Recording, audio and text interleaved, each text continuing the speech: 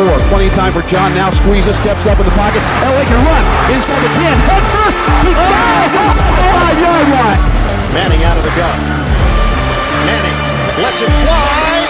It's caught by Thomas. There's the record for Peyton Manning. Rushing forward, ball comes out of the hands of Newton. It's on the ground and still on the ground. Picked up by T.J. Ward at the 4-yard line. Here we go. First snap of the overtime. The Broncos have been in 3 overtime games this year. They won them all. Got him at the 40. It's Thomas at the 50. Stiff arm got him free to the 30. To the 20. Thomas to the 10. Denver's going on to New England. They win it on the first.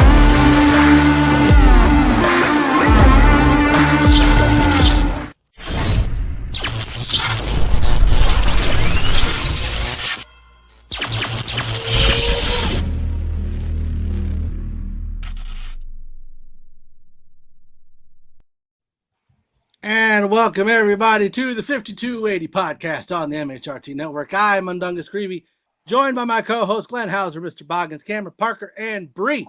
Now, first things first, we are a fan-led Broncos-based podcast, bringing you all sorts of Broncos-related craziness. You're currently listening to the newly branded 5280 podcast. Airs every Tuesday at 7654 on YouTube, Facebook, Twitter, and Twitch. And also make sure you tune into our other podcasts, starting with Broncos Breakdown with Bronco Bill every Wednesday, and Nothing Rhymes on Orange and Blue podcast that airs every Thursday at 7654 on exactly the same places. Now we have a very special guest for the day. He played safety for the Broncos for 5 years. He is currently the host of Nick and Cecil with Cecil Lammy on 104.3 The Fan, airing every weekday. You can check out all of his thoughts on all things Denver on Twitter at Nick Ferguson _25. Ladies and gentlemen, Nick Ferguson. How's it going? Yeah. Thank you for having me. Hopefully you guys can definitely hear me. I'm sitting here in the studio maybe an hour from doing my show. So thank you, ladies and gentlemen, for having me. Well, we just appreciate that you're able to jump on and give us the time that you can. I know that you got a busy schedule, so we'll hop right into it. I guess my first question is, and it's kind of basic, what is your thoughts so far on the Broncos and free agency before it starts? Well, you know, I loved it because the whole idea was the first, I guess, domino to fall was George Paton making a move for Russell Wilson. And I know there have been a lot of Broncos fans who have been a little, I guess, either on the fence or a little upset that we gave up so much draft capital. But the way that I look at it, I said, well, guys, we're sitting at number 9. And there's no guarantee whether it was the first round pick this year or next year that those picks were actually going to come through. And the one thing that has plagued us for so many years is lack of competent quarterback play. And I don't know where you guys stand on Drew Lock. You guys may love Drew Lock. I don't hate him, but I never thought that he was a quarterback of the future. But knowing as though you can go out and get a guy like Russell Wilson, that makes everyone's lives so much easier. And that was kind of like the first domino, and we were all celebrating like, here we go, we're going to the Super Bowl. And that was just one guy. And then next thing you know, George Paton saying, listen, I'm not done. I'm not going to make a huge splash from a name standpoint. He went out and got DJ Jones, a guy who I'm really familiar with from my days coaching with the San Francisco 49ers. And then he doubled down and picked up Randy Gregory. And I know Broncos fans, some may not be too happy about that. You guys may not be happy about it because you wanted Von Miller back or you wanted Chandler Jones. I just say, well, based on what George did thus far, he plugged some of the key holes he needed to plug, but we still have inside linebacker and right tackle to actually fill those gaps. Nick, you mentioned being a coach for the Niners and back in that's how you came back to Denver after that. Tell us about DJ and what you saw as a coach. Well, the one thing about when DJ first came in, I mean, infectious energy right off the bat. Now, you guys may not have been at practice, but if you were, you probably remember this. A couple years ago when San Francisco 49ers came to practice and the joint practice against the Denver Broncos, the first day of practice, they whipped the Broncos' butt. DJ was part of that. Even though he's not a big, massive man, but he's still 300 pounds. He has that quick first step. He knows how to use his hands. And what he reminds me of, I guess, downgraded Aaron Donald, right? Because I'm not going to put anyone in Aaron Donald's boat, but being able to command that double team, push the pocket, force that quarterback to step outside and stepping up so he can throw. That's what you get in DJ Jones, and he's going to make Draymond, Jones, he's going to make him better. But you look at Bradley Chubb, you look at Randy Gregory. Right now, our front four is better than we had in years past because now we have guys with energy, guys who have attitude, and that's something that we've lacked for so long. We didn't really have an attitude, and with Vaughn being gone, where was that energy going to come from? Who do you see taking up that spot as the other defensive end, opposite side Draymond Jones? Do you think Sosa's going to step up and really take that spot? You know what? Maybe. And here's the crazy thing about it, but it is kind of exciting thing at the same time, where the Jiro Evero coming in and bringing his energy. I mean, that's going to change a lot as far as how we scheme against other teams, guys being put in certain positions, those inside games that we didn't really see a lot from Vic Fangio. And this thing about Vic Fangio's defense, we did not see a lot of blitzes call. And it was certain games when we did, but for the majority of his scheme, that wasn't his makeup. But Evero said it when he first signed with the Denver Broncos. We're going to bring 4. If that doesn't do it, we're going to bring 5. If that doesn't do it, we're going to bring 6. So I like the energy. So right now, he is playing with house money, and there's so many different things that he can do with that front seven.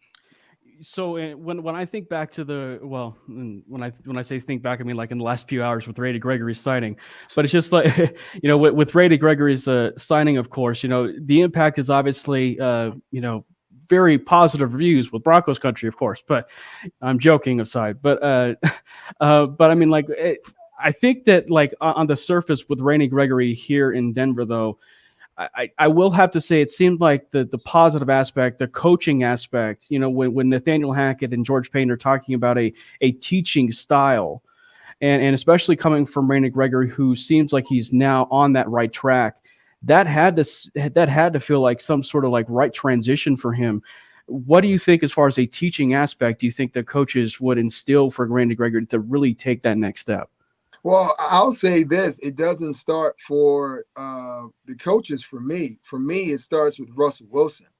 Being the type of guy that Russell is, you don't want to be that guy that you're late for practice, you're not showing up for games. Somehow you found yourself being suspended, because we all know the history and the background of Randy Gregory. And right to your point, the Dallas Cowboys did a great job of kind of fine-tuning him for him now to transition to the Denver Broncos. So we get a better Randy Gregory now than we saw Randy 3 or 4 years ago. But it's just something about having a guy in that locker room to galvanize the team. And listen, I know several guys who played with Peyton Manning, and they played on the offensive line, and he was able to get those guys in tow because they were afraid of him. They were afraid of disappointing him.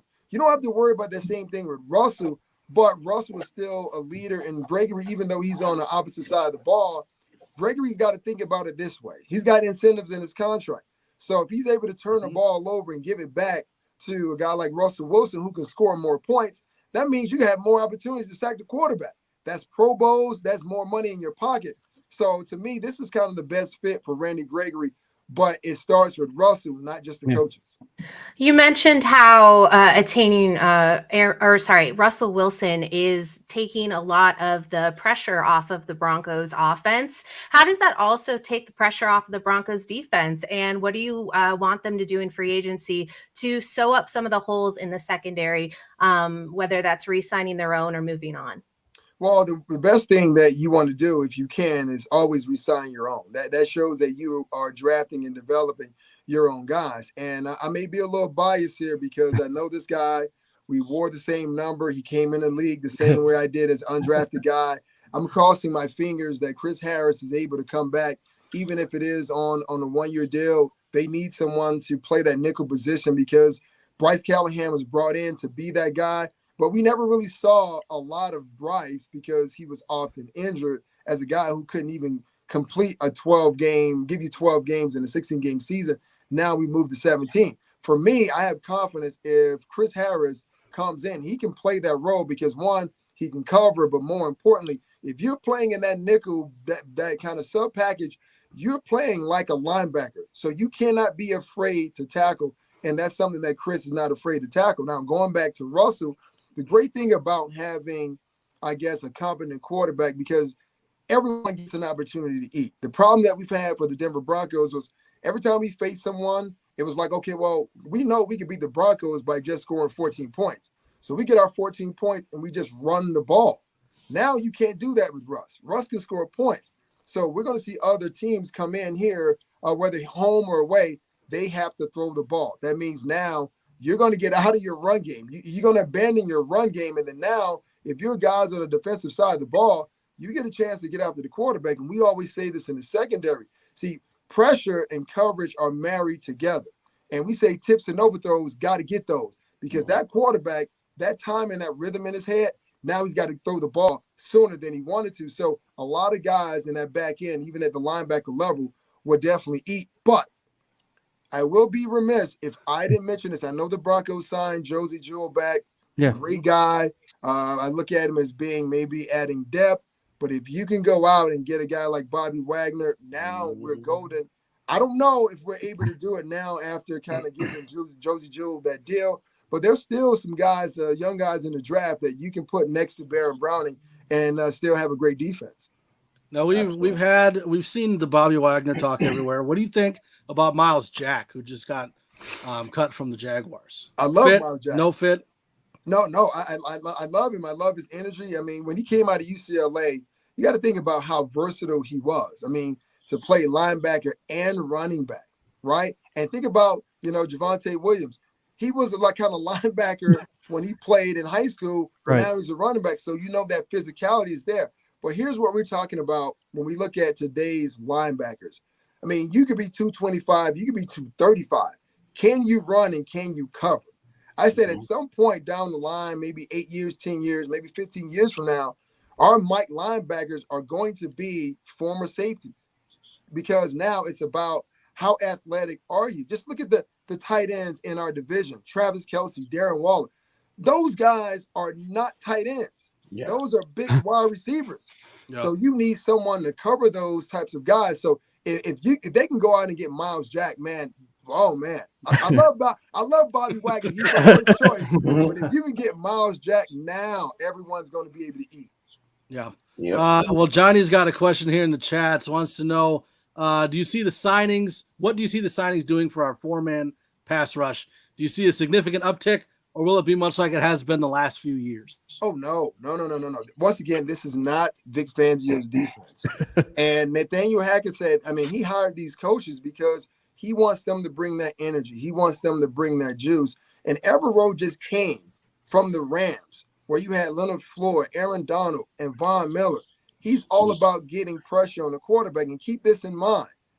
As great as we like to say Patrick Mahomes is, or even Aaron Rodgers, the great neutralizer of those guys is pass rush. I mean, just think about Aaron Rodgers. He couldn't beat Jimmy Garoppolo in the 49ers. Why? Because of that pass rush, right? So for me, if you go out and make your front four that much better and you can get pressure just with those guys, you can take a Baron Browning and drop him in coverage. If you want to add him to the rush, you can do that. But this is why it was so important for us not just to get a quarterback like Russell, but to make sure that our front seven is much better. Nick, I got to ask you about your career because you were the catalyst in a play that probably is easily one of the top 25 plays in Broncos history. Your pressure on Brady in 2006 in the playoffs, Champ Bailey intercepts a pass. I'd love for you to take us through that and also describe, what was it like running next to him side by side? Well, see, I'll tell you guys this story because Champ has he and I can never talk about this again. He told me we can never talk about this story again because I said, well, with him being a Georgia guy and me being a Georgia Tech guy, that was kind of one of the reasons why I kind of slowed down a little. Right? But the idea is that all year long, Larry Coyer was our defensive coordinator, and he would never really blitz me. We would line up in blitz coverage, but he would always send John. So it would tick me off like, well, why am I lining up here? Because these linemen know I'm not coming. So in that particular game, obviously the Patriots offensive line did their film study, because when I lined up in the B gap, the guard and the tackle looked at one another and said, well, 25 is not coming, right? And it took everything in me not to jump up and down, because I knew they were not going to block me. So the hole opened like the Red Sea, and I paused for a second. I was like, wait a minute, they're not going to block me. And then my mind said, run, run, run. So I'm running, and then Brady sees me at the last second, and he tries to slide to the right, but he can't really set his feet. So he had to throw off his left leg. So he didn't really get enough mustard on it. And then Champ, reading and being the player that he was, he jumped in front of Troy Brown, picked the pass off. So there's this convoy going down the left side of our sideline, and I'm looking from right to left, looking for guys to block. I have no one. There was only one person for me to block, right? That was Troy Brown. And I stepped in front of him, and I slowed down to slow him down. And all of a sudden, there was this flash of white. I was like, is that lightning? And it was like, no. I was like, who was that? I was looking around, and it was Ben Watson. I was like, where did he come from? Like, where did he come from? But if you ever go back in YouTube, the video, go back, because I did something that players are not supposed to do. Like, they tell you you're not supposed to touch the ref. Not to say that I was physical, but the moment Champ was knocked out of bounds, you'll see me go put my hands on the referee, and I used the Jedi mind trick on it. That's what I did. And I said, hey, the ball went out right here. Because had the ball went out of the red zone, then the Patriots get the ball back on the 20. But if it goes out at the 1, then we maintain possession, putting us in scoring position. So I knew where the ball went out. It went out just a yard shy of going in the end zone. But I just thought just a little extra influence so the referee couldn't really hurt. So I got to say, transitioning to this current defense, you now have a quarterback, if you will, of a defense like Justin Simmons now, like the leader of that defense, if you will, the captain of that defense, and then you go with the guy like a Patrick Surtain. Do you see those two guys specifically being like one of the beneficiators of this new Ejiro Evero system? And what are your thoughts just overall? We talked about Champ Bailey, of course, in that famous play, but what are your thoughts about maybe the guys like Justin Simmons and Pat Surtain in this system? See, these guys are going to love that system, because in this system, Pat Surtain becomes the Jalen Ramsey of our defense, right? And there's no guy who plays for the Rams currently that I can say just kind of reminds me of Simmons, but Simmons is going to be able to be used to roam from side to sideline. And here's another guy that everyone should talk about, and I talked about him last year, is Caden Stearns. I mean, Caden Stearns now has an opportunity to be in that starting role, to be used as what we would call a joker, a guy who's an extra DB who you can use to blitz, a guy who can cut underneath routes. So there's a multitude of things that Ejiro Evero has with the guys in the secondary. And how crazy is this? Remember this, guys. Remember last year when George Payton didn't take Justin Fields or any of those quarterbacks, and Broncos country was so upset. What is he doing? We need a quarterback. I said, just wait a second. He's got a plan. Now, just think about it. Had Payton gone out and selected Justin Fields, we wouldn't have an opportunity to have Russell Wilson. So think about that. So this is where the foresight comes in. Not everyone's going to like it, but you have to have a plan. And there was no guarantee, I get it, that Russell Wilson was going to be traded. But we knew there was still Aaron Rodgers. We also knew that there was still Deshaun Watson. So the plan is now coming to fruition. But those defensive guys, they should be happy with what George Payton is doing for them, because they're going to make their jobs easier in the secondary. Okay, we got about 5 minutes, so go ahead and ask 2 more questions, and then we should be good to go. Or not. I guess it's me then. I'm on it. What are your predictions for this season for as far as Russ can lead us in his first year as a Denver Bronco? Well, let me start by saying this. When I first came back from coaching and I joined the Fan, I wildly went out on a limb and said 12-4, right? Okay. And I stay true to that, because I believed in the standard that was when I left. And I thought on the Elway that standard would still be intact, but it wasn't. So when I look at the Broncos right now, I'm giving them 12 wins. Now, depending on what George Paton does in the next couple of days, I know we're going to move into the second wave of free agency. That would help determine a lot because we still don't have a guy at the right tackle spot. Now, I think Lyle Collins is still out there. Maybe there is a play for him.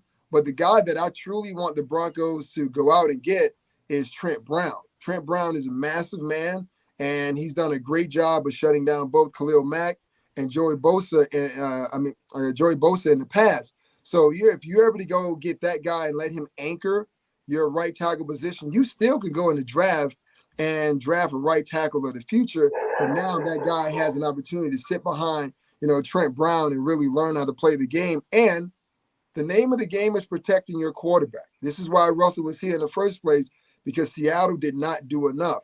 You grab one or two of those guys, man, it makes the offensive line so much better. And it actually makes Garrett Bowles much better because there's competition opposite him. Yeah, for sure. Let's not forget too that revolving door right tackle has been almost arguable to that quarterback position. Yes. So yeah, 100%. Well, we've seen a lot of interest in Lael Collins. Do you think we go with Lael Collins? Do you think we stick with Calvin Anderson? No. At right tackle? No, listen. Hey, listen, no shade towards Calvin, but the idea is that you want the best of the best, right? Right. Also, I mean, if you still have Calvin Anderson, now he's backing him up because it's not just about the starting unit. It's about acquiring guys who add depth because we know last season with 17 games, there were a lot of guys banged up. And when you play in the trenches and you're constantly banging, those injuries are going to take place. So you need depth. So if it is Collins or if it is, Trent Brown, we just need someone that we know that they played a lot. There's a lot of confidence in them and they've done well where they were previously. So either guy would work for me. Okay. Nick, if I could ask you about one of your other endeavors. So the League of Justice podcast that you do with Amy Dash and Jason Smith. Now, Amy's a legal journalist and Jason's a comedian. So how did this come about and what do you like about it? Well, I've had Amy on my show a couple of times, especially discussing the Deshaun Watson case. And what's great about it is that when issues come up from a legal standpoint in the NFL, we get a chance collectively to jump on and talk about it. Amy gives the legal analyst breakdown and what the law says. And obviously Jason, being a comedian, he tries to inject that humor. And then me being a former player and a coach, I can just talk about it from that side of it. How does the league view certain legal issues? How do players normally deal with being involved with legal issue or dealing with a player who himself is dealing with legal issues? So it's kind of a nice trio where we can talk about a diverse number of things. So anytime she calls on me, I'm always there for her to add my input, just like you guys called on me and I answered the bell. Now we've talked some specific free agents like Miles Jack, Bobby Wagner, Lael Collins. EJ wants to know which free agent should the Broncos sign next? Well, with the fact of bringing up those two linebackers, that's the direction you have to go. And I know you're like, okay, well, did the Broncos jump the gun, bringing Josie Jewell back? I like Jewell, right? I have nothing against him, but when you look at where the game is, it's played on a different playing field. You have fast wide receivers. This game is being played in 11 personnel with, multiple wide receivers on the field, and you want a guy who can drop in coverage, not just a guy who can make a boatload of tackles. We can find those guys everywhere, but you need guys who can actually cover. So if the Broncos can get a Miles Jack, I would love it because what that means is though you have a backup in Josie Jewell and you have a guy who can be a starter on your special team, a part or a phase of our team that's been really hurting us over the past couple of years. I have to ask the hot button question because I think all of Broncos country still is holding out hope that Von Miller possibly comes back to Denver. Do you think he goes to the Cowboys? Do you think they take him away? Yeah, I think that's a strong possibility. I know Von has been on Twitter and social media adamant of trying to come back to Denver. And for me, it was like if the Broncos were to go out and sign Chandler Jones and Randy Gregory as they did, that would make things a little more difficult here in Denver. And it's not to say that, they don't love Vaughn or Vaughn doesn't have love here, but sometimes it's about turning the page, going in a different direction. But also, Vaughn said in the past, he would love to go back home and play for the Cowboys. If I'm not mistaken, the Cowboys, I believe, was one of his childhood teams or whatever. So, everyone wants to live out their childhood fantasies. So if you still can do that before your career is over, why not? Yeah. Sayer says, I hear there's an opening at safety, Nick. 25 is also available. Well, as they say, that ship has sailed. I've had 2 knee injuries, and if I were to go back, I got about 20 plays for you. That's about it. 20 plays. 20 plays. And that's a good rotational role. What was he? That's 20 plays in a 17-game season. That's 20 plays. So now, you know what? So you'd be our Bradley Chubb. Right. Wow. Wow.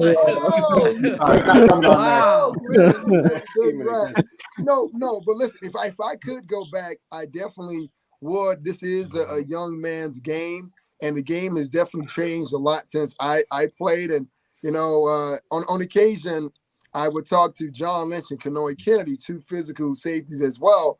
And we all agreed that if we played in today's NFL, we would make no money at all.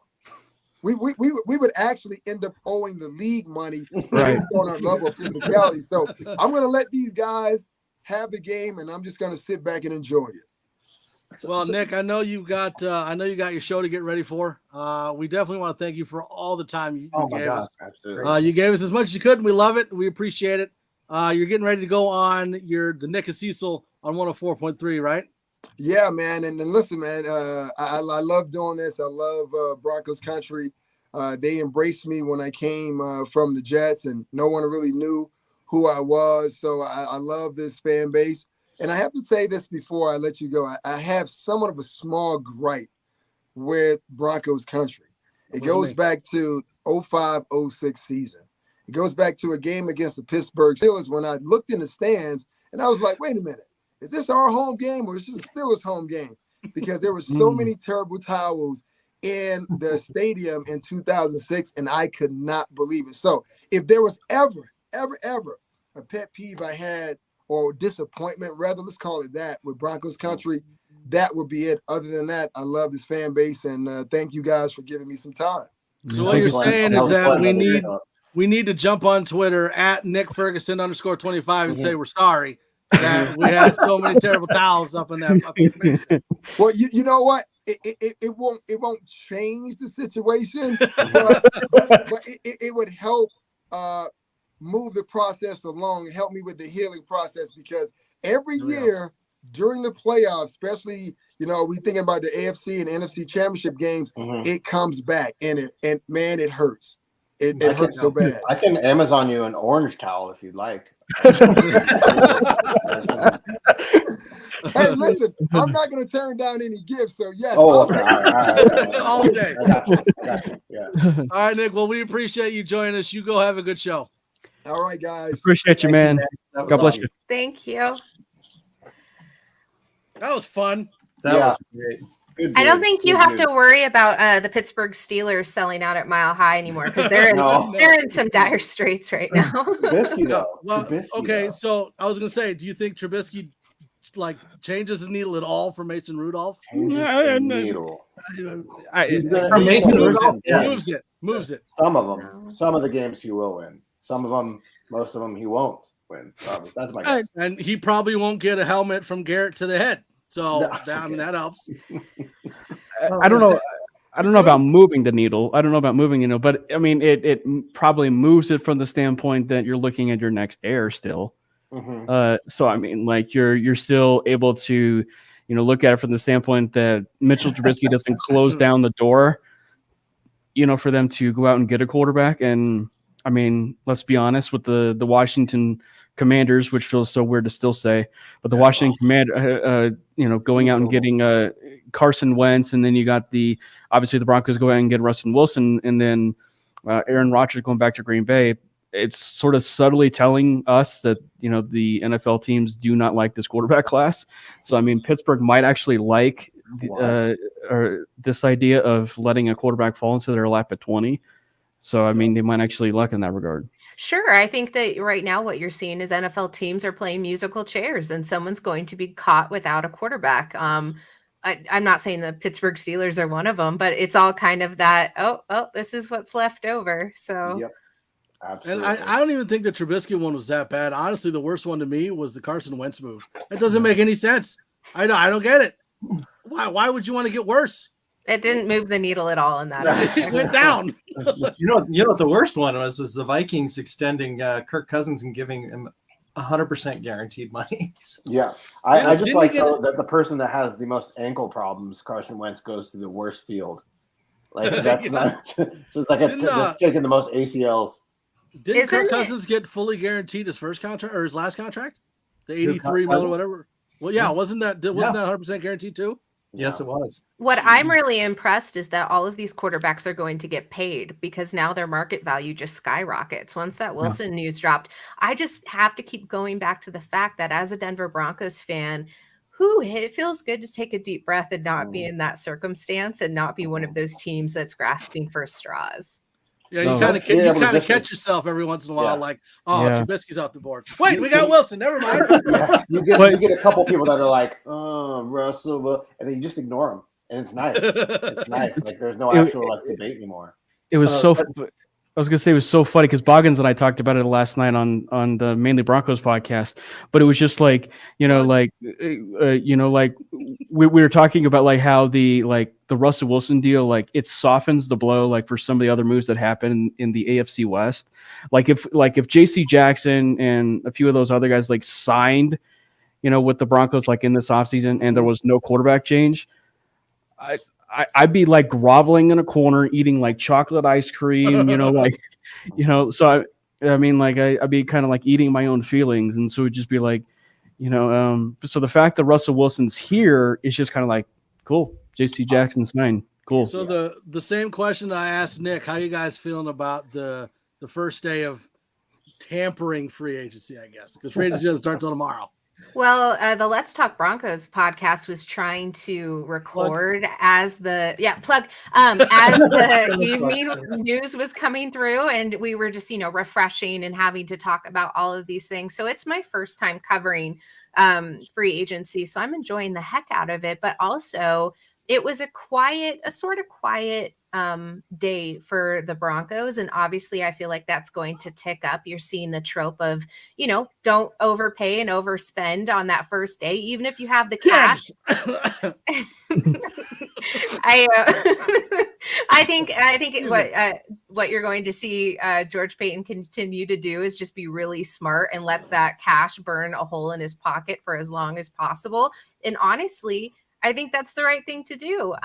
What was shocking a little bit is that they not reached, but they did match the Cowboys offer to Gregory. That was very interesting to me. But other than that, they've got a lot of cash to play with. So it'll be interesting to see what they do. I can't even talk tonight. I'm so excited from seeing Nick that I am just tongue-tied. Oh, that was awesome. So yeah, it'll be really good. I agree with him entirely about re-signing your own guys. I'm really excited to see them bring back Bryce Callahan. Like that's my number one. Keep your hometown hero. He's still got a high level of efficiency left in his system. He plays really aggressively still. He's wildly athletic. And even though he's getting up there in age, I think that's the one that they need to target next. So I don't know. I'm giddy with all the anticipation. So if you all had the bat phone directly into Peyton's office and you could give him 3 names, not re-signed, because Brianna obviously was going for Callahan, who would they be? That's from right now or like the beginning of free agency? No, you can't retro. Let's just okay. So right now, yeah, okay, or just even 1 or 2. Just I was thinking about this question. Am I breaking up? No, you sound really far away. I was going to throw out Dennis Kelly. I was thinking about this while I was drinking my lemon lime LaCroix.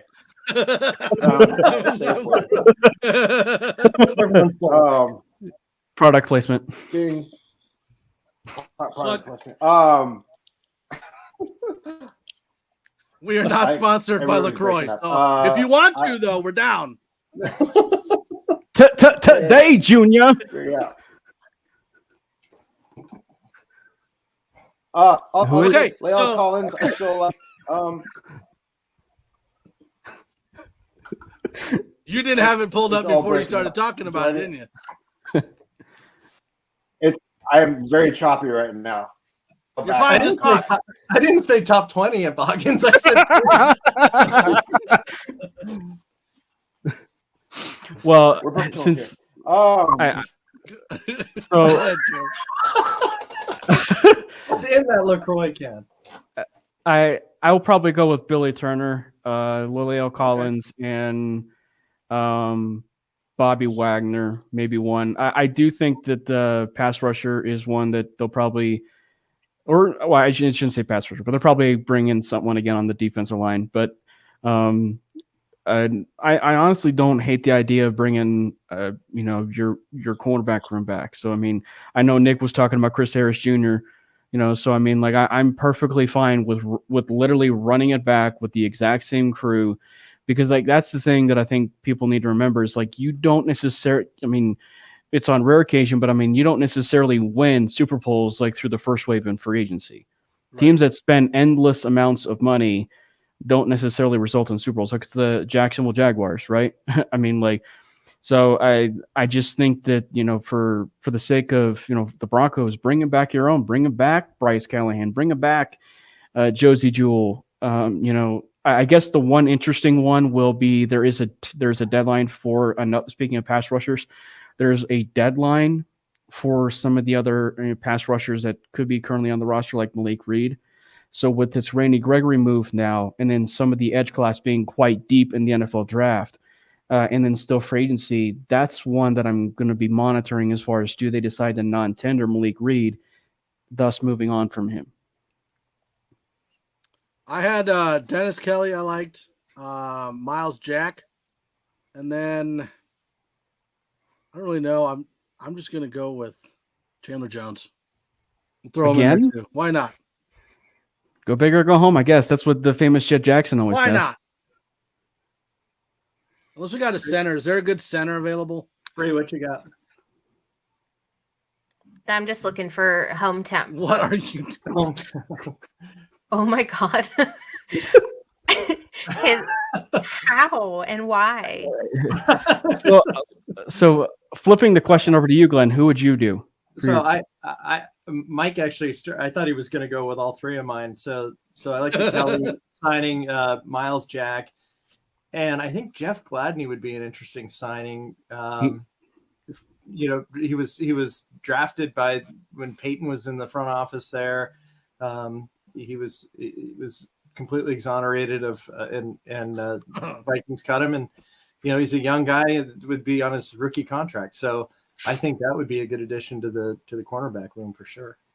There's a comment in the chat. Your thoughts on bringing back K-Jack.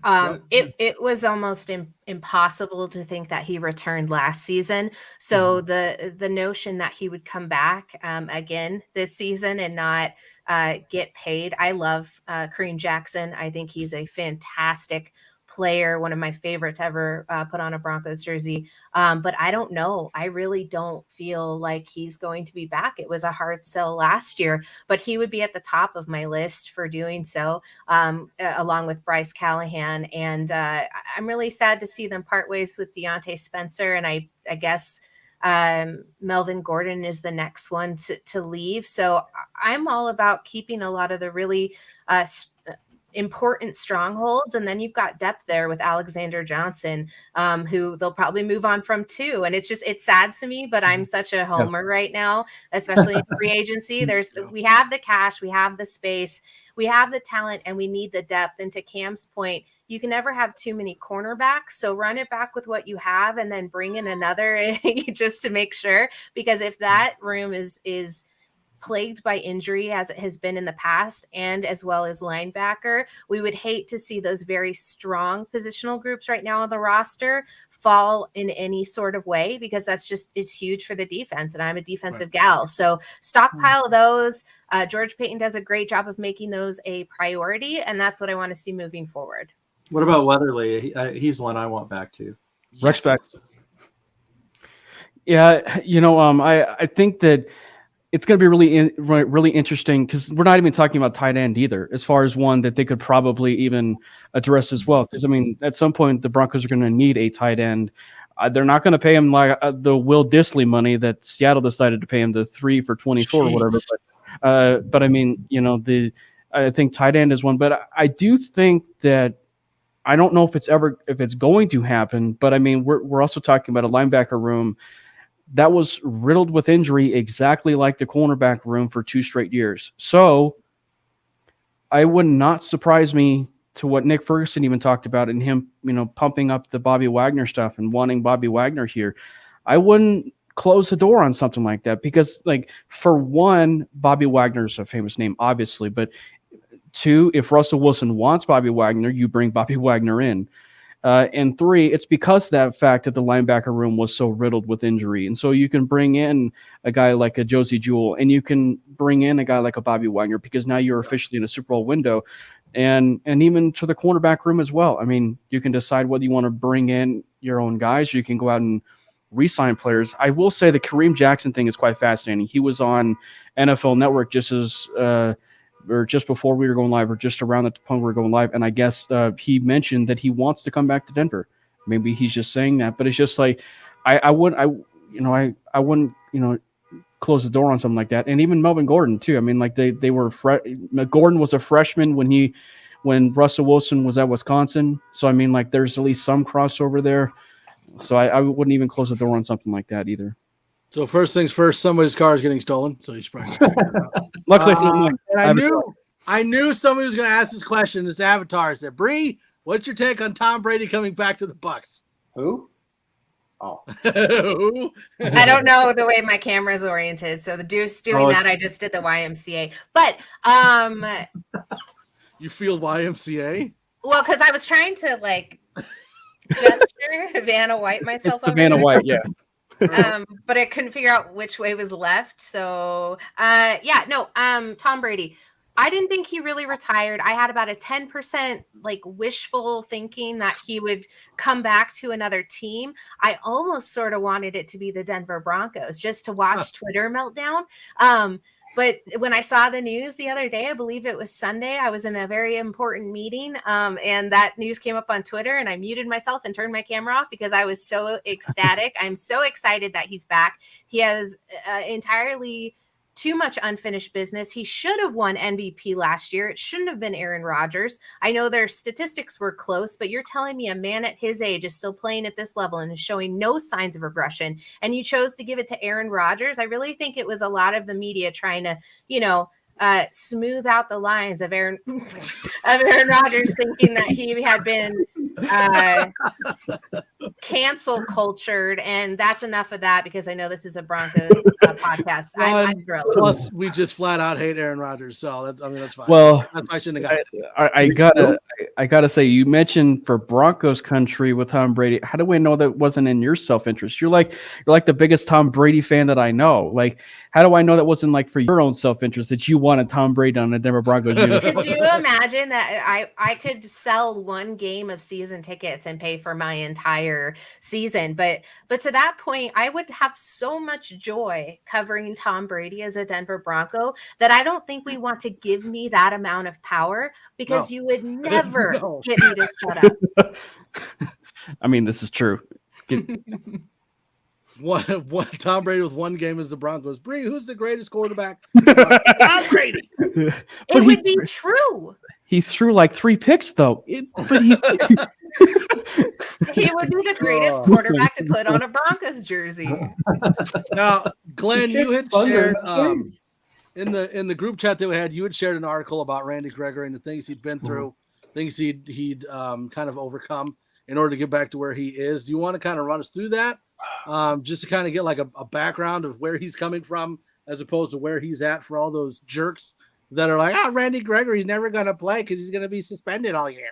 Yeah. I mean, it was in the Athletic. You had an opportunity to look it up. It was, I think Dan Pompey is the author of the article, but it really is. And when you look at what the dark years of this guy's life, just even leading up prior to, some would say that his downfall happened because he was a Nebraska Cornhusker, but I'm not going to do. I'm not going to. It's not hard to do. That's what I heard. It's true. Not hard to do. No, but all kidding aside, if you get a chance to read about this redemption story, and to Jerry Jones' credit, the Cowboys really stuck with him. They did. Jerry had a personal one-on-one relationship, when things were, in true despair. He's been in multiple rehab facilities. He got divorced. He had no relationship or very little with his child. He's now back with his ex-wife. He's been clean for over 2 years. He's got a wonderful relationship with his daughter. He's a team leader with the Cowboys. He was actually a face of the franchise. They were having him at events where prior to that, they would just let him go on the field, and that was pretty much it. They didn't really want him associated as one of the faces of the franchises. But it sounds like, it really was pretty powerful stuff, and I would recommend it. It was in The Athletic again. Glenn, do you think that speaks a lot to initially reading a book by its cover? Because I did that last night, just from having a couple of characters, knowing his little bit of a checkered past, but without reading that article, which I did this morning after speaking about it last night, I almost felt like I had to put a caveat there that people can change and people can want to do better, and people continue to put in the work to do so. And I think that's really apparent. So I had made a statement where I would have a hard time seeing him in orange and blue. And I completely need to retract that. I was wrong, because I think he can change. And that's not just because he's on the team now. It's because I spoke having concerns about prior issues, not even considering that could, change, and that he's done the work to do so. And I think one of the important things to point out too is that, he's not claiming that he has it all figured out and everything's in the past. He knows that it's a day-to-day, a day-to-day struggle. I mean, when he started with Dallas, he had people living with them, and then living with him and his wife, and even that wasn't working out. And I mean, he clearly has an addictive personality. Obviously, I mean, he was playing poker. He was, now, so to get him off the pot, they had him smoking cigarettes. So now he smokes cigarettes, so it's like, but I'm excited. I think, I like the fact that he stood up for himself when they tried to insert that clause in the contract after the fact, and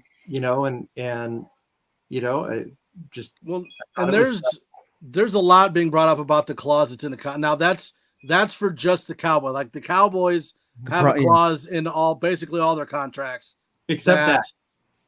And actually, right. But it's money gets taken away, right? So what it is that the Cowboys did not give that contract to Dak Prescott, but they've done it for everybody else. And then they tried to do that for Randy Gregory, and Randy Gregory said, "No, screw that. I'm going to the Denver Broncos." And I don't know whether or not he had like that same offer on the table, because like he literally signed the same offer, right. but it just did not have that language in that. I think and most teams don't have that language. It's mostly just the Cowboys, right? Which is weird, because you'd think that would be in the initial contract that he signed the first time. Like, you think that's like a consistent. I will say that's smart on Peter Schaefer's agent, though, going through and reading the fine. And I guess that's the lesson for anybody that is going through and reading and wanting to sign a document for themselves, is that read your fine details of those contracts, because, there are some things that are in there that you may still not agree with, even though that you're getting ready to sign. But I mean, I tell you, just sort of talking from a colored lens, but also just from the helmet perspective, it is very fascinating and fun to have Randy Gregory on the Broncos. But it's just like, if you can understand like what everything that he went through, and Glenn talked about it with the Athletic article, and I also shared it on Twitter. You guys can go to my Twitter handle at Cameron Parker PO, because I did share like a thread of like 3 different articles, and the Athletic was a part of that. But to understand that, like the minute he was drafted, so before the draft happened was when he was busted for pot, and Then he ended up going into the second round. But I think a lot of people forget that he was a locked in top 10 draft pick for that year going into the draft. And then he ended up getting selected by the Cowboys. And that's unfortunately happened. And then the minute he was drafted, he basically put Jerry Jones basically put him in with an accountability partner, like from day one. And then basically from that point, the Cowboys have just been working with him. And I think that that's the important thing, to even what Bree talked about, is that people can change, because it's like, and Randy Gregory, I give him a lot of props with this, is that I know that he kept getting busted and suspended indefinitely. He was suspended, but at the same time, he owned up to his suspension. Every single time he was suspended, he said it was pot. Pot. Like, he always owned it up to it. He was honest. And the thing is, like, and when you resort to stuff like that, and you know, the negative self-talk and everything, like, it can result in anxiety, which is another part that Randy Gregory had battled with, which is anxiety. And so the thing is like, when you put yourself in Randy Gregory's shoes, he had a lot to overcome. And so the fact is that, you know, for the last 2 years, for him to be perfectly clean in the way, I think is, you know, very smart on him. And oh, by the way, this is not the first time a Denver Broncos player now has had a career kind of in the early part of his career be a little bit shaky. And then we all know how that turned out with Von Miller. I mean, so it's just like, this is not the first time something like that happened. So kudos to Randy Gregory for turning his life around. Well, that's one of those things where, you know, I hear people talking about Lael Collins, and you look at both of them, and I don't want to judge him before I know him. Like, I don't know that much into the situation, but from when you look at it, you see Randy Gregory taking accountability for the mistakes he's made and taking the suspensions. And then you have a guy like Lael Collins, where when you look into that situation, he's skipped 7 drug tests, and that's why he's getting suspended.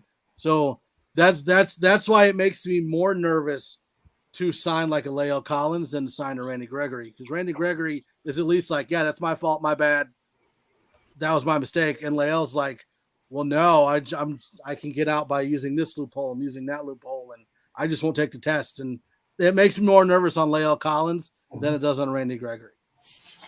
So if I could switch gears a little bit, another story that came out this today was the Russell Wilson and Ciara visit to Children's Hospital in Denver. So there were some photos already circulating. Which photo are you going with? Because we've seen all 4. the one that Johnny kept tweeting.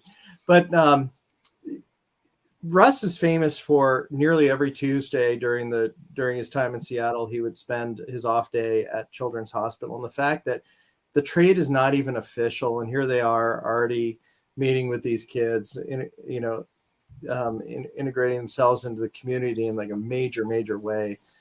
It's just so exciting and invigorating for me. I don't know what you guys thought of when you saw that today. Yeah. I mean, it was big, because I mean, it's just anytime you get a big, overwhelming trade like that from Broncos, you know, a Broncos trade perspective, like you as a fan, you're excited as all get out for the fact the Broncos got their quarterback. But to see how excited he is, and then go out and do it through action, like with stuff like through the community, and then Ciara wearing a Broncos sweater, you know, and everything, like it shows you that they're bought in. Like when a husband and wife are, you know, doing something like this is like one of the most powerful couples to, you know, brace the Mile High City. And it's just like, and to see Ciara and Russell Wilson just like embrace the community like that in such a short amount of time was really beautiful to see. But also, it's also not a surprise, because Russell Wilson has done stuff in the community before. Mm-hmm. Yeah, it's being in Seattle, this is like, you know, it's cool to see it transfer over. It's like just another piece of him, because like every single Tuesday he would go to Seattle Children's Hospital, and the fact that he just like transfers that over immediately before even a press conference, it shows the character of Russ. And that like, there's just like immediate, you just look at that and you're like, that's my QB. Like, that's so cool to see. And so just, yeah. And I don't I don't remember what show I heard it on, but they were talking about Russell Wilson, and they're saying that a big thing that drives Russell Wilson is his legacy. He wants to be that great quarterback on the field and off the field. Yeah. And so he's going to do everything he can to make sure that his legacy basically is cemented as a guy that cared on the field and off the field. That's fine. He can do that in Denver. Sounds great. I still can't believe it. I don't know about you guys, but we got Russell Wilson, just so everybody knows. It's felt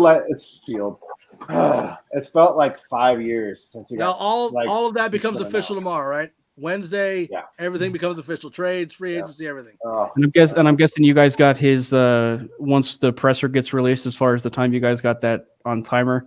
Once his presser gets, the time and everything, that we got all the time reminders that once his presser happens, we've got it on speed dial. I'm guessing. His what? His presser, his official presser. Yeah. Hey, when are they gonna start making Russell Wilson jerseys? Because I'm gonna be sitting there like refresh. Are you getting one instantly? Is that the plan? As soon as I possibly can. Yep, same. I think you can't should wait for the first Go Broncos at the end of the Can't presser. you just take your block jersey and remove the nameplate? And why would I have bought one of those? Say that. You can't say that. What? You have no What right. makes you think I got a Drew Lock jersey? I think you should, because of the legacy that you got going on over there, Bree. With you got a John Elway clock above you, and then you got a Peyton Manning jersey to the left of you, and then you got a Tom Brady. I feel like you need a Russell Wilson jersey so you can just like slide it in. Cover up the Tom Brady jerseys. I will still see. Just a Russell Wilson hanging right in front of the Brady jersey. just leave it. Don't ever wear it. Just put it out there. That's right. Hey, what's that first moonball bomb for Russell to Jerry Jeudy going to be like at Mile High Stadium? Jerry or KJ? Well, I don't know. Is KJ going to be ready at the beginning of the year? I don't think so. I think his injury might extend a little bit longer. If it's Jerry Jeudy, if it's Tim Patrick, please God, just give me a long ball deep into the end zone to the point where it's so loud. The goosebumps, just thinking about the goosebumps that could happen at that potential moment, I might shed a tear. Oh, I'm gonna cry. I'm gonna bawl. I'll just be looking at it going, what was that? I don't understand what I'm seeing. What was that? Mm-hmm. Yeah, I will say, Bree was talking about shed a tear. I'm going to shed a tear the minute Jerry Jeudy gets his first touchdown of the season. Jeez. I mean, I will say it's going to be really exciting to see as far as what he can be able to do. To what we talked about earlier with his impact on the community and just with the talk of Peyton Manning and stuff like that, and embracing the city, embracing the organization, embracing everything. That's about it. Cortland Sutton was even on NFL Network, and he started talking about how the fact that Russell Wilson was reaching out to him, not even 24 hours into the trade, about let's get some workouts together, and I mean, every quarterback should be doing that anyway in the offseason, but the minute a trade goes down, when something like that happens, that tells you that he's in it for this team and that he's putting the team first, and he's also willing to do what it takes to make that team the greatest possible team on the planet. Was it Mike Lombardi that was at the local high school game, and he found Tim Patrick there? And Tim Patrick was just watching a local football game, and he's like, "Who do you know here?" And Vic Lombardi. He's like, "Who did you know or whatever?" And he's like, "Oh, I'm just here to, watch, just to support the community." He was on Twitter. He's asking him about Russell Wilson, and he's like, "Do you talk to Russell Wilson?" He's like, "Every day." Tim Patrick was on. Cool. Tim Patrick was on Twitter, like, "Hey, are there any local high school games I can go visit?" Mm-hmm. Yeah. Boggins, you'll tell the story about Peyton sitting in his office when the news broke. Oh, yeah. So after I forgot who actually posted it. I just saw on Twitter that Peyton was in his office, and there was only a few people that knew about. I think it was Peter King. Yeah. Oh, okay. A few people that knew about the trade, and he didn't go around telling everybody. He just kind of sat back in his office, and apparently you could just hear the whole entire office blow up outside of his individual office. Just like, so he just like sat back and just listened to everybody just cheer down the hallways. And that's just like such a cool, like, what a culture shift. Like, what a, like, don't get me wrong. Like, all the love for John Elway and what he did and everything. But like now that we have George Payton, Russell Wilson, Nathaniel Hackett, Justin Simmons, just like the energy is just so much different. And it just feels so good that we have this amazing team to look forward to. Is the reason Cap was running up and down the hallway screaming and yelling like they were that excited. So I know this is kind of going back just a little bit, but the team is able in the Randy Gregory contract thing. A team is able to void any guarantee if a guy gets fined. Suspended and fined, or suspended and fined. Okay, yeah, suspended or fined, Oh, the Cowboys clause. Yeah, but that's the Cowboys clause, not the Broncos clause. Yeah, that's what I'm saying. That's the reason why he's not with the Cowboys and why he came to Denver. Yeah, correct. Yeah, and I mean, this is also not the last time the Denver Broncos have, given the Cowboys an L. As far as you think back to. Really, the largest loss the Broncos ever had, which was taking Paxton Lynch, and the Cowboys taking Dak Prescott. But I mean, like ever since then, Cowboys really wanted Cortland Sutton. Yep. We took Cortland Sutton. Yep. We ended up, we ended up drafting Pat Surtain. They ended up taking Michael Parsons. We ended up signing DeMarcus Ware. Another guy. What's funny though? In every single one of those, I feel like we ended up losing somehow. Because the Paxton Lynch one, they got Dak, right? And then no, I guess not, because Patrick Surtain I love dearly, but Mike is also very, very, very good. Mm-hmm. So it's interesting. Like we beat him out initially, but then you would call it a rivalry then. Ooh, I like that. Yeah, I actually we stomp him every time we play. And it's It's funny. I like how Ryan's backpedaled there because he saw that the president of the Pat Surtain. I was going to say. Well, and I will say we were talking about George Payton, what he was doing the day of the Russell Wilson trade. I want to know because Jerry Jones was such a vocal point, because Glenn talked about it with Gregory. I want to know what Jerry Jones was going through when he got the news that Randy Gregory was signing with the Denver Broncos, because he's such a vocal point with Randy Gregory. Oh, just put me in a Hard Knocks episode with that. Like I want. Why couldn't we get that reaction in a Hard Knocks? Yeah, it's an opposite effect where like people down the hallway heard Jerry Jones in his office. Payton! I'm picturing that he took his McGriddle and he threw it against the wall. Like, wow. McGriddle. He just floated off on his yacht. There's been way too many product placements tonight. I think we gotta rein it in. We're sponsored by none of them, just so everybody knows. That's fun. So obviously he's not on the Broncos anymore, but everybody still cares about Von Miller. Where do we feel is his best spot to go? Where do we want him to go? It's gonna be Cowboys. That's what I was wondering. Because I mean, if you look at it, then you've got Micah Parsons, you've got Von Miller, you got DeMarcus Lawrence, and that doesn't include there's talk of Bobby Wagner and interest with the Cowboys there too. Like that's a lot. You see, DeMarcus Ware is championing that movement, and that broke my heart. But it makes it's like a backwards DeMarcus. It's great, But at the same time, it's it makes the most sense. It's like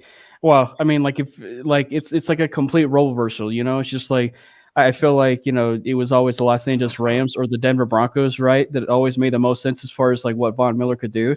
Well, now it's a complete role reversal. You have the Los Angeles Rams and the Dallas Cowboys, because it's just he's already publicly said he wanted to play for the Dallas Cowboys in the past. Yeah. And I think we even heard something come out today that his home is like a block away from the Dallas Cowboys stadium. So, I mean, it was just it's one of those things, it just makes so much sense on the surface. They need to replace an athletic freak of an edge rusher in Randy Gregory, and what better option out there than Von Miller? So, I mean, it makes the most sense. It really does. The question is just, where they're going to make it up or make it worth as far as the money goes. Oh, at this point, I think Jerry's going to figure it out. Mm-hmm. He's going to anger spend. You take ours, we're going to take yours. So, seeing what we've done so far in free agency, where do you think we go second round of the draft? Are we going offensive line? We're going edge. In the draft or free agency? Draft. Well, I don't know. Because we have to go through because that's what I'm saying. Like you got we had an edge come in. We had the inside linebacker come back with Josie Jewell. Are we still going edge? We going? I still don't know, because it's just like we're entering just the second phase of free agency. So I mean, it's just like, we have no idea. But the most important thing that needs to be done is they need to fill all their holes in free agency. I mean, especially since they don't have a first round pick, which it's gonna feel so nice sitting on a couch and not worrying about a first round pick for the first time in 50 years. But I'll be in Vegas by the pool, not worrying about day one. But what I do have, I'm almost thinking George Payton's probably going to pull a fast one on somebody and want to move up fairly far if he's targeting a main cornerback or edge, because I think that those positions need depth. I'm never going to stop screaming that just because it looks okay on paper that it's going to be an okay long-term solution, because injuries happen. So I could see George Payton somehow working his way back into the top 50 somehow, just because that's kind of what it looks like from here. And even if that was his intention, I don't think you're really going to know that, because man, that guy keeps it close to the vest. I'm almost shocked at how insanely unpredictable he is. And even if there are insiders out there that do know what's going on, they're not going to let us know what's going on. Yeah.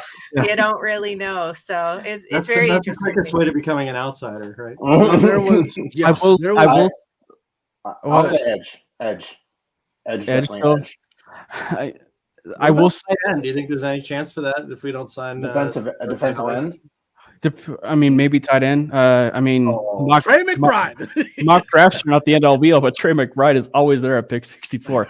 He won't be at 64, but I mean, but no, I don't know. I feel like, to Bree's point, I feel like if there's like one lesson that we've known the past like year and a half now with George Payton, is the fact that literally do not trust the source when you hear it. Because the only person that like really knows what he's doing is his wife and probably his son, who has the Cortland Sutton jersey.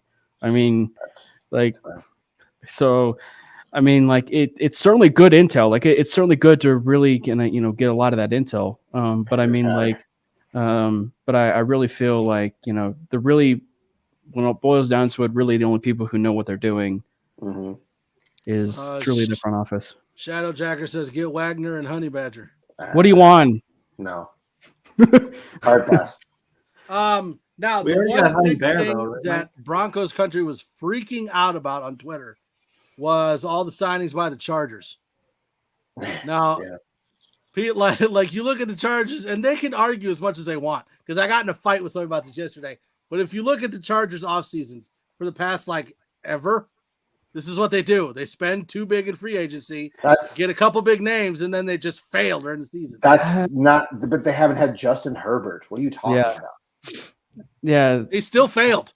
But see, the thing is, though, Boggins is right. Like, they have Justin Herbert. Do you have a quarterback on a rookie deal? You can afford to do stuff like that and sign those types of free agents, and fill those types of holes. And let's be completely honest. Like, there are 3 Super Bowl contending teams in that AFC West now. Yeah. Like, my issue was not. Oh, go ahead, Cam. I'm sorry. Well, and so I was just going to say they filled so many holes. Really, as I was just talking about being, and enjoying myself in the NFL draft, the only thing that scares the crap out of me with nightmare fuel is I do not want the Los Angeles Chargers drafting Jordan Davis at pick 17. So it's just like they've done so well in free agency. It's like I do not want Davis with the Chargers. But does that kind of fall off with them taking Day? No. What? No. So and that's what I was going to ask. Like, how much more improved, looking at it objectively, are the Chargers with the signings that they improved?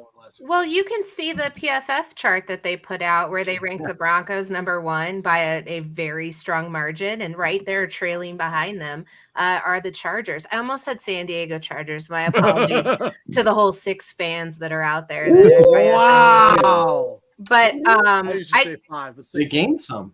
Sounds yeah, because they've made some improvement. I'm proud of them. But yeah, to Boggan's point, they have Herbert, which brings another interesting point is I feel like there was never this much love for Phillip Rivers, and maybe it's recency bias, but now you've got like Herbert's the second coming of Jesus. So I think maybe perhaps the Chargers are just in that scope where they've gotten okay and well off and good, but I honestly think it's the competition in the AFC West that has kind of brought up their play, and that, you know, if they can hang with the Chargers, if they can hang with, I almost said with the Raiders, but I mean Derek Carr.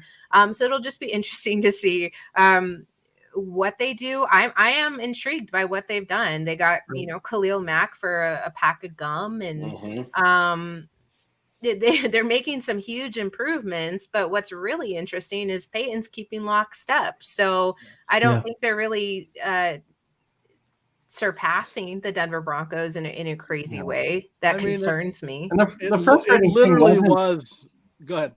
I was saying the frustrating thing was not that the Chargers were doing these signings, because, you know, it just further makes the AFC West just the division to pay attention to. It was the fans turning on George Payton yesterday, or a handful of them, that he was just sitting around doing nothing while the Chargers were just steamrolling past, or, you know, just blowing by us. And meanwhile, this guy landed us Russell Wilson for Randy Gregory. Incredible package just a handful of days ago. So it was like cause and effect. Like the AFC West is like, oh, Russell Wilson, erase the board. We need him. We need him.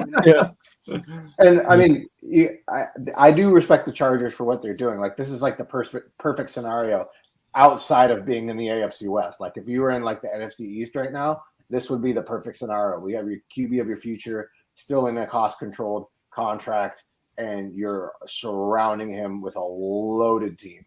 You know what I mean? Like that's the perfect scenario. But he's also in the AFC West, and he had the majority of that roster last year and got stabbed down. So he does need a good defense, because when Staley goes for it on fourth down on his own 18 and doesn't convert, you're going to need a defense to keep the team analytics. Wow. Yeah. Linda Cook says, what about running back if MG3 is gone? I know we have the Austin Williams, but need to fill that spot. Do you think we stick with Boone? Yeah, I think so, but I think they're going to also want to target another running back, and I guess they grow on trees to some analysts because they should just be easy to pick up. But what I don't want to see is a proven running back like Melvin Gordon go somewhere else, and I've got that 10% Tom Brady hope over here that he somehow comes back, because go ahead. I was worried you were going to say Lindsay for a second. No, I love Phillip. I love Phillip Lindsay. If that, I would not be upset as a person and as a fan. I just don't see that happening. Gotcha. I love Phil Lindsay, so don't slander it all. I mean, he should come back. He fits the scheme. Like it's kind of like with this game. Yeah, he literally the scheme is being able to pass block. So, but the thing with you bring in Phillip Lindsay is you now have your special teams ace and a pretty good running back on Mike Boone. I feel like, though, that the Melvin Gordon thing, I mean, here we go again and talking about, you know, it's so unpredictable with Peyton. Yeah. We have no idea what's going to happen. And so, I mean, the fact that you bring on a former collegiate teammate in Russell Wilson, Melvin Gordon was already here. I mean, and he's not been showing a steep decline either. So the point about running backs falling off a cliff doesn't sit well with me. I know a team friendly deal would be most appropriate and well accepted in Broncos country, but literally the tandem running back system that was working last season could only get better under Hackett. And I think you would not see Javonte Williams not get the carries that you want him to see, but you also don't want to workhorse him out where he's unable to maintain that momentum. Also, he's not quite there yet where he's able to be as efficient in scoring as Gordon is. Gordon was your top scorer last season, so you don't want to forget that, even though you're trying to look too far ahead in the future. And these two guys had almost 2,000 yards rushing between them. Yeah. I mean, with how open Tennessee and they got along. Derrick Henry. Let's go get Derrick Henry. But I think that that's been one of the things that I was even talking about, like not to like personally slam the last coaching staff underneath the bus, but I mean, it's just like, to Glenn's point, they had almost 1,000 yards between the two of them with Pat Shurmur as their offensive coordinator. And so it's just like, one of the things that I was talking about, like, again, not to like personally throw the staff under the bus, but was like, sign Gordon back, bring in a competent staff and offensive staff, and so we can actually get a chance to see what it would be like with Melvin Gordon and Javonte Williams and see exactly what they want to do. So I really like the idea of Gordon because, again, I know turnovers are like one of the biggest negators for Melvin Gordon, but he is one of the most productive players as far as that running back goes, and with scoring touchdowns the last handful of years. He is a productive back as far as scoring those touchdowns. So I would not be surprised, with them bringing it back. Also, I think people like to also glom on to Javonte Williams being just the master of breaking tackles. Gordon was keeping pace with him for most of the year, so that's not something that he's unable to do. I think what you're really looking at is a market that's going to be inflated for a 1 to 2 year deal outside of Denver, and that's probably what's going to happen. I don't blame him for wanting to get paid, but he's also been relatively open about wanting to return to Denver. And I think, yes, those fumbles that were very ill-timed, it wasn't necessarily that he fumbled. It was honestly just the timing. That Kansas City game could have been ours. So yeah, I feel it there. I feel like maybe it's a good sign we're not hearing any murmurs about doing so. The Albright tweet honestly kind of broke my heart there, just because I was holding out hope. So we'll see. I'm going to cross my fingers until it's actually dead in the water, and then you'll hear about it on the Twitter. Now the last thing I want to talk about before we close this down, we've talked a lot about Josie Jewell, we've talked about Randy Gregory, we have not talked a lot about DJ Jones. As a fat man, I am very excited to try his barbecue. And I love this. Last year I thought that the biggest problem was the interior pass rush of the defense. So having DJ Jones in there to be able to stuff the middle so you can't run in the middle, I love it. That's my favorite signing so far. I don't know how much of a pass rush he's going to bring, but he's kind of like a Vince Wilfork. He's just a huge body, just like you come here, like teddy bear hug. Maybe he comes into the camp with the overalls. That's what's going to be, and I'm excited for it. Just a mean man cuddle.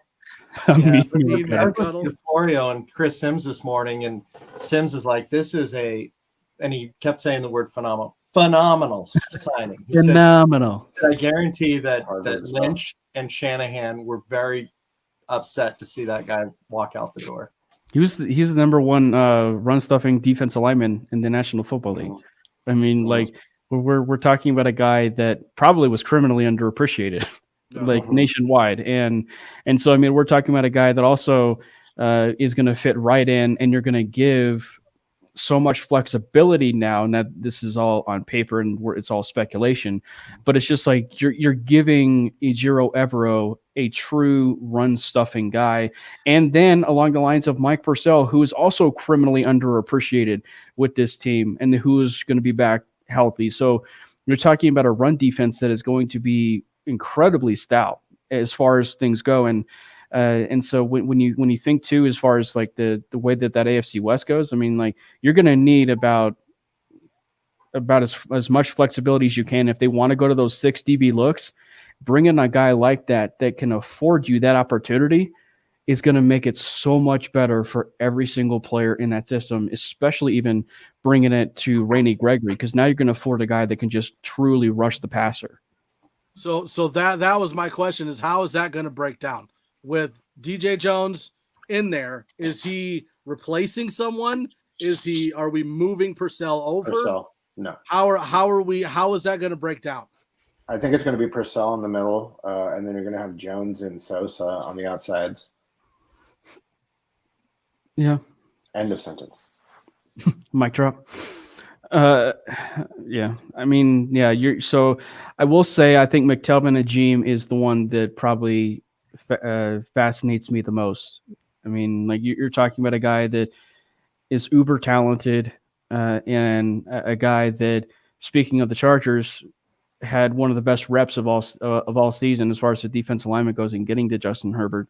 So I think you're talking about a guy that is really going to reap the benefits, I think, with a lot of that. So I think that, I really do. I think that you'll see a lot of more structure and a lot more pass rush with this team.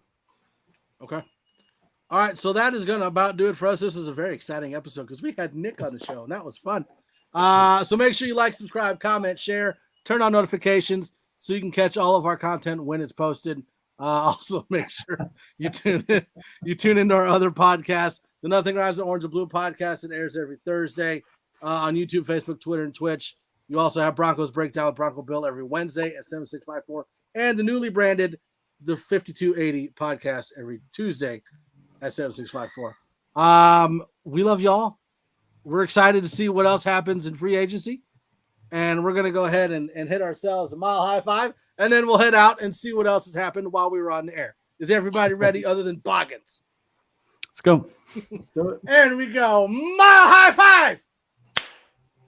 All right. We will catch everybody later. Bye-bye.